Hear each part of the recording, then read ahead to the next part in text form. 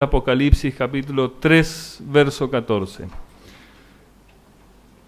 Si uno pudiese elegir predicar algún tema, nunca elegiría predicar este tema a una iglesia. Pero alguien lo debe hacer. Es la palabra de Dios. Pero tiene que ver con nuestra salvación. Apocalipsis capítulo 3, verso 14 al 22, nos habla de una carta enviada a una de esas 7 iglesias que Juan, desde allí la prisión en esa isla en Patmos, dirigido por el Espíritu Santo, las envió. Permítanme leer junto con ustedes Apocalipsis capítulo 3, verso 14 hasta el 22. Y escribe el ángel de la iglesia en la Odisea: He aquí el Amén, el testigo fiel y verdadero, el principio de la creación de Dios dice esto. ¿A quién se refiere? ¿Quién es fiel? ¿Quién es verdadero? ¿Quién es el principio de la creación? Jesús. Jesús está hablándonos en esa carta por medio de las plumas de Juan. Verso 15. Yo conozco tus obras, que ni eres frío ni caliente. Ojalá fueres frío o caliente. Pero por cuanto eres tibio y no frío ni caliente, qué difícil es leer esto, te vomitaré de mi boca. Porque tú dices: yo soy rico y me he enriquecido y de ninguna cosa tengo necesidad. Y no sabes que tú eres un desaventurado, miserable, pobre, ciego y desnudo. Por tanto, yo te aconsejo que de mí compres oro refinado en fuego, para que seas rico, y vestiduras blancas para vestirte y que no se descubra la vergüenza de tu desnudez, y unges tus ojos con colirio para que veas. Yo reprendo y castigo a los que amo. Sé pues celoso y arrepiéntete. He aquí yo estoy a la puerta y llamo. Si alguno oye mi voz y abre la puerta, entraré a él y cenaré con él y él conmigo. Verso 21. Al que venciere, le daré que se siente conmigo en mi trono, así como yo me he sentado y he vencido y me he sentado con mi Padre en su trono. El que tiene oído, oiga lo que el Espíritu dice a la iglesia. Esta carta a la Odisea es a una iglesia que en la época del apóstol Pablo ya tenía 40 años de existir allí. Es una iglesia madura, una iglesia grande. Pablo el apóstol San Juan enviando un mensaje incómodo. Y al pastor Emilio se le ocurre leer justo eso hoy aquí. La Odisea significa juicio del pueblo o un pueblo juzgado. Eso significa la Odisea. Fue fundado, sí, por un rey, y el nombre de Antíoco II Teos de la Odisea viene de su esposa, Laodice, que era la reina. Era muy rico ese lugar en producción de lana, especialmente lana negra, que no se conseguía en cualquier lugar. Estaba a pocos kilómetros de la ciudad de Colosa. Allí el apóstol Pablo había enviado carta a los colosenses. Si usted lee luego Colosenses 4:16, él recomienda que esa carta se las intercambien con los hermanos de la Odisea. Es evidente que esa carta que envió el apóstol Pablo a la Odisea está extraviada, todavía no la hemos encontrado, no está en los registros sagrados, pero sí hay una carta que él envió a esa iglesia. Pablo tiene mucho interés en esta congregación porque enviaba carta a ellos. Ahora, ¿por qué es importante este asunto para nosotros hoy como iglesia adventista? Yo quisiera leer, y hay 3 citas que he colocado en la proyección. Bueno, ahí está el mapa. Ustedes ven que cerca que estaban las iglesias, las 7 iglesias. Y la primera cita que dice la hermana Huay en tercer tomo el testimonio selecto, página 252, ella dice, el mensaje de la Odisea se aplica ¿a quién? Al pueblo de Dios que profesa creer en la verdad presente. ¿Quién es ese pueblo? La Iglesia Adventista del Séptimo Día. Nosotros creemos que tenemos la verdad presente para este tiempo. ¿Por qué es importante? Porque es para nosotros. Segunda cita. En Joya de los Testimonios, tomo 1, página 62, dice, el testimonio del testigo no ha sido escuchado, sino a medias. El solemne testimonio del cual depende el destino ¿de quién? De la Iglesia, se tiene en poca estima y cuando no se descarta por completo. Este testimonio ha de mover a profundo arrepentimiento, y todos los que lo reciban sinceramente lo obedecerán y quedarán purificados. Segundo aspecto, es un mensaje para nosotros, pero que no ha sido escuchado enteramente, sino a medias o descartado. Tercer cita, Conflicto de los Siglos, página 54. Dejad que la oposición se levante, que el fanatismo y la intolerancia vuelva a empuñar el cetro, que el espíritu de persecución se encienda y entonces, dice la hermana Huay, los tibios e hipócritas vacilarán y abandonarán, ¿qué cosa? Tiene que ver con un mensaje de salvación o perdición eterna. Tiene que ver con nosotros, con usted y conmigo. Es un mensaje para nuestra iglesia actual. Es por eso que la Odisea es una descripción actualizada del hombre hoy, enfermo de sí mismo, ensimismado, poseedor de un huésped infeccioso, crítico, el amor propio, o su nombre genérico, el egoísmo. Vamos a ver lo que dice Apocalipsis capítulo 3, verso 14. Recién lo leímos, pero vamos a fraccionarlo ahora los pasajes. Y escribe el ángel a la iglesia en la Odisea. Y aquí el amén, el testigo fiel, el verdadero, el principio de la creación dice esto: yo conozco tus obras, que ni eres frío ni caliente. Ojalá fueses frío o caliente. Hace una exaltación aquí, Juan, por eso los símbolos. Pero por cuanto eres tibio y no frío ni caliente, repite de vuelta las ambas temperaturas polarizadas, te vomitaré de mi boca. Dios nos conoce, ¿por qué dice este texto? Por nuestras obras. Y nuestras obras dan una temperatura de tibieza. En otras palabras, Dios dice: yo te conozco por tus obras y me das náusea. Es terrible el mensaje. Es muy fuerte ese mensaje. Yo nunca imaginé a Dios con malestar. ¿Usted? Pero hay algo que le produce malestar: la tibieza espiritual. La actitud del tibio es una actitud sin compromiso, indiferente al otro, indiferente a Dios. Es un estado espiritual de tibieza que produce una disminución de la vigilancia, una lentitud en la reacción, por sobre todo reacción en aspectos espirituales, e indecisión.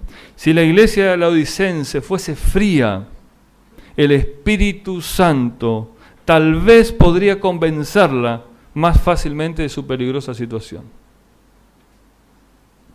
¿Por qué es preferible una condición fría a la de tibia? San Juan dice: es preferible que seas caliente o frío, pero eres tibio. ¿Por qué? La hermana Huay, en primer tomo selectos, página 188, dice: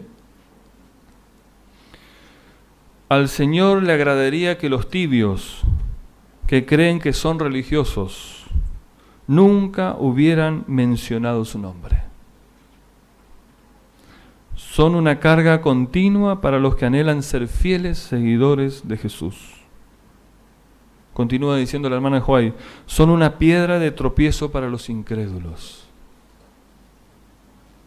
Es un problema para Dios la tibieza espiritual. La hermana White sentencia sin pelo en la lengua la condición. El tibio es alguien que no toma partido ni por la verdad ni por la mentira. No miente, pero sabe que es mentira, pero tampoco interviene. No es auténtico, no defiende la verdad.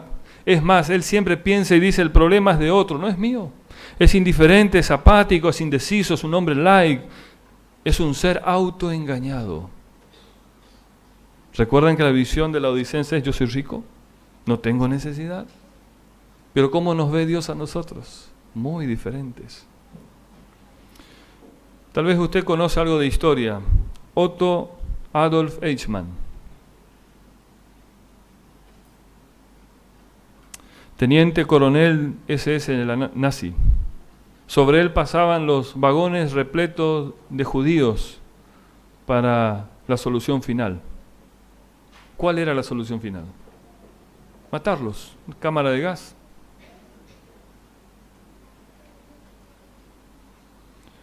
Termina la guerra mundial, sigue vivito y coleando, como decimos en misiones, por distintos puntos de Europa, es capturado por un ejército de Estados Unidos, no lo identifican como Otto Eichmann, piensan que es uno de tantos soldados nazi, logra escaparse y pasado un tiempo consigue una visa con un nombre distinto, Ricardo Clement, con la Cruz Roja y viene a la Argentina. ¿A dónde tuvo que venir? Interesante su historia. Comenzó a vivir como cualquier otra persona. Trajo su familia, sus hijos. Fue a Tucumán, trabajó un tiempo hasta que la empresa quebró. Volvió a Buenos Aires, allí en el Bajo Palermo, vendió un poco de jugo, no le fue muy bien. Agarró, hizo otro emprendimiento, puso una tintorería, se fundió. Claro, lo de él no era eso. Él era experto en otra cosa. Y finalmente entró como empleado en una fábrica de calefones, cocina, Orbi. Y allí trabajó por muchos años, como un empleado más. De vecino tenía un judío, imagínense. Pero lo mejor que le podía pasar es que el judío era ciego, porque los judíos lo conocían muy bien. Hizo amistad la familia de Eichmann con los judíos. Y los hijos hablan. Vieron que los niños no tienen barrera, son sinceros y cuentan todo. Y las hijas del judío le empezaban a contar cosas que escuchaban de los hijos. Y el no vidente judío empezó a sospechar hasta que a él le cuadró, este es Eichmann. Levantó el teléfono y llamó a Israel, a un grupo llamado Mossad, que se encargaba de secuestrar a todos estos delincuentes, y no le creyeron porque era ciego. Claro, se está fascinando, está imaginando cosas. Así que este vecino judío ciego convenció a otro judío, vidente, este segundo, y este volvió a hacer una denuncia a este grupo Mossad. 8 soldados israelíes entran a la Argentina de civil, porque Frondizi en esa época no permitió sacar para juzgar a culpables de lesa humanidad. Así que entraron, lo investigaron por 2 semanas, dijeron este hombre es fácil porque tiene un horario fijo, tal hora se va al trabajo, tal hora viene en ese colectivo, se baja, camina tantas cuadras, llega a su casa. Ya habían armado la manera de secuestrarlo. Estaba la noche, tenían 2 vehículos, uno que fingía estar roto y otro para la fuga por si algo salía mal. Y el horario que Eichmann tenía que bajar del colectivo, se toma la sorpresa a los israelíes que no baja. No está. Se desesperan, diciendo, se dio cuenta que lo íbamos a apresar. Pero entre ellos se pusieron de acuerdo, vamos a esperar 1 hora más al siguiente micro. Y tuvo fruto su espera. Allí bajó Eichmann. Y cuando él pasaba al lado del auto que fingía estar roto, uno de los israelitas, las pocas palabras que le pudo decir, dijo, ayúdenos. Y cuando él se acercó, lo capturaron y él quiso empezar a dar gritos, se encendieron el auto, con el cual apagaron todo intento de pedido de auxilio y lo llevaron. 2 semanas lo tuvieron secuestrado en un edificio, hasta que resolvieron sacarlo como uno de los operarios del avión, que lo estaban cargando ebrio porque era la única manera de llevarlo, ¿no es cierto?, casi inconsciente. Se hace el juicio en Israel. Todos los periódicos internacionales envían un representante. Estados Unidos, uno de los periódicos importantes de New York, manda a Hannah Arendt, que luego escribe la historia de este juicio. Y ella instaura un concepto del cual yo quisiera hablar: la banalidad del mal. Y ella se sorprende porque dice: yo esperaba ver un Eichmann, alguien que craneó matar gente, alguien que disfrutaba matar gente, alguien, un horror de persona. Y me encontré una persona igual que usted y yo. Él decía que a él no le podían pedir cuenta por lo que hizo. Él estaba bajo un régimen totalista y él debía obedecer órdenes. Y las órdenes eran exterminar judíos, mandarlo a la cámara de gas. Ana escribe en su libro: las peores cosas del mundo no las hacen los malvados, sino los que no se comprometen y dejan pasar las cosas, gente que no piensa. Apocalipsis dice que en la Odisea el problema es que los tibios no tienen compromiso, y la figura clara es Eichmann. Lo más inquietante es que no era un monstruo, sino un ser humano esa persona. No hago nada malo, decía él. El ser neutral en esta vida es peligroso. O estoy con Dios o estoy con el enemigo, pero ser neutral es ser tibio. La figura del agua tibia prosigue hasta su lógica conclusión. El agua tibia de Herápolis tenía muchas sales minerales que al tomar el agua era inevitable. Involuntariamente la persona vomitaba. No había modo de soportar esa agua. Apocalipsis 3:17 dice: porque tú dices, yo soy rico y me he enriquecido, y de ninguna cosa tengo necesidad. Y no sabes que tú eres un desventurado, un miserable, un pobre, un ciego, un desnudo.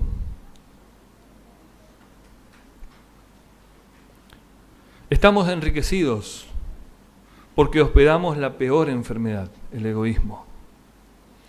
Nos sentimos superiores muchas veces a otras personas. Nos sentimos indiferentes al sufrimiento de otras personas. Nos sentimos a veces autosuficientes. Yo solo puedo, no necesito de otros y menos de Dios.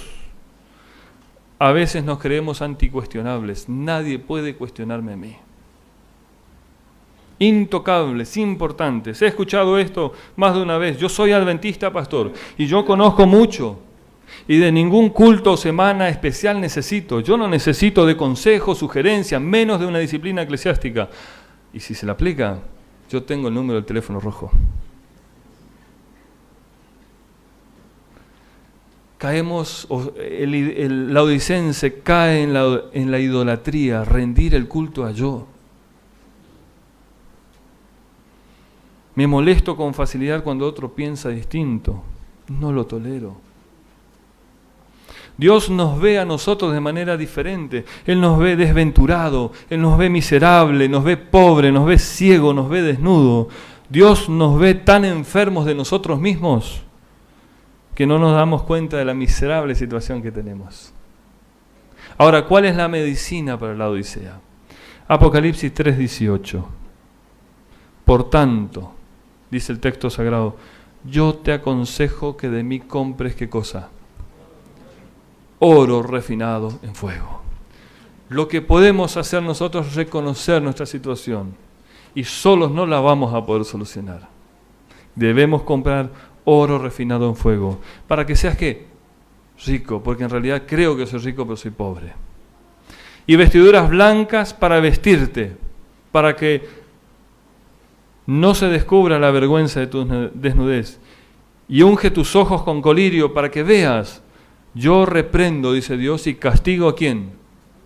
Si este mensaje es para nosotros, Dios nos está diciendo que Él nos ama a nosotros. Castigo y reprendo al que amo. Sé pues celoso y arrepiéntete. El oro refinado es símbolo de la fe que obra por el amor. Y las obras que resultan de una fe, según 1 Timoteo 6:18. Refinado en fuego, Job 23 nos dice claramente que se refiere a la fe que ha sido purada y purificada por el fuego de la aflicción. Las vestiduras blancas se ofrecen en contraposición a las vestiduras negras de la Odisea, a su lana negra. Las vestiduras son la justicia de Cristo, según el apóstol Pablo en Gálatas 3:27. El colirio que nos ofrece comprar, que se ofrece a los laodicenses, es el antídoto celestial para la ceguera espiritual. Su propósito es abrir los ojos a nuestra verdadera condición. ¿Recuerdan que el sábado pasado aquí repasábamos que la obra del Espíritu Santo era, según Juan 16:8 al 11, convencer al mundo de pecado, de justicia y de juicio? Tiene que convencernos que estamos en el pecado. Tiene que convencernos que va a haber una justicia y que estamos en el juicio. También puede considerarse que el colirio representa la gracia espiritual que capacita al cristiano para distinguir entre lo verdadero y lo falso, el discernimiento, un don del Espíritu Santo. Dos términos, sé celoso. Este término celoso tiene la misma raíz griega que el término caliente, la temperatura que Dios quiere que tengamos espiritualmente. Se invita a los laodicenses a que disfruten del calor y del entusiasmo que proporciona el verdadero arrepentimiento y la consagración y la entrega a Cristo. La última invitación que nos hace Juan y Jesús en sus palabras es: arrepiéntete de tu tibieza. El arrepentimiento aquí está expresado en singular, es una cuestión personal. La salvación aquí se trata personalmente a cada uno. Arrepiéntete. Ese nuevo dolor por la vida del pasado, el celo con sabiduría por el futuro, es lo que Cristo quiere que experimente la iglesia laodicense. Nosotros en algún momento aceptamos el llamado de salir de Babilonia, ¿es así? Ahora Dios nos hace un llamado más: salir de la situación de la iglesia laodicense. Dejar la Odisea, que es un estado espiritual de parálisis progresiva, degenerativa y con pronóstico crítico. Cuando un médico dice eso de un familiar nuestro nos asustamos porque sabemos que lo de venir es su deceso. Atenta contra la vida espiritual. Es por eso que el mensaje de la Odisea debe ser considerado por nosotros. Dios en Jesús dio todo para que sean de fe viva, de acción y celosos para serle fiel a Él en todo. Dios nos conoce, Él conoce tus obras y las mías. Este mensaje nos dice: seamos de la temperatura celestial, seamos celosos, seamos calientes, seamos de Dios. Y el último texto que quisiera compartir, o cita de la hermana de White, dice: el cumplimiento muerto y frío del deber no nos hace cristianos. Yo puedo venir todos los sábados como un deber, sin vida espiritual por dentro, no me hace cristiano. Debemos salir de la condición de tibieza y experimentar una verdadera conversión. ¿O qué pasa? No llegaremos al cielo. El mayor deseo que yo tengo como pastor de esta iglesia es que usted llegue al cielo, que yo llegue al cielo, que mi familia llegue al cielo. Quiera Dios ayudarnos a ser fieles oidores de este mensaje que es para nosotros hoy. Que Dios nos ayude a ser de la temperatura celestial. Amén.